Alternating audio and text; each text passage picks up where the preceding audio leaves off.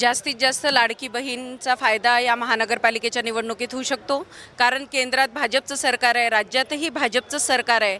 त्यामुळे निश्चितच आज आमच्या महानगरपालिकेत सुद्धा भाजपचंच सरकार येणार आहे, कारण भाजपच सगळीकडे भाजपमय वातावरण झालं आहे. आत्ता आपण नगरपरिषदच्या निवडणुका पाहिल्या, सगळीकडे भाजपचंच वातावरण झालं आहे. हे कशामुळे आहे तर फक्त आणि फक्त लाडक्या बहिणींमुळं.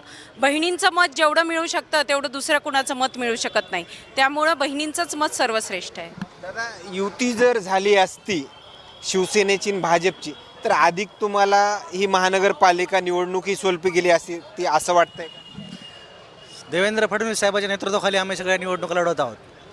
स्थानिक लेवलला काही गोष्टी जमल्या नाही म्हणून युती फिसकटली, पण साहजिकच झाली असती तर थोडा फायदा झाला असता. पण भाजप पूर्ण ताकदीनिशी लढणार आहे. इथं रामप्रसादजी बोर्डीकर साहेब आहेत, तसेच वरपुडकर साहेब आहेत आणि आपल्या पालकमंत्री जे आहेत मेघनाताई बोर्डीकर यांनी जे चांगले कामं केलेत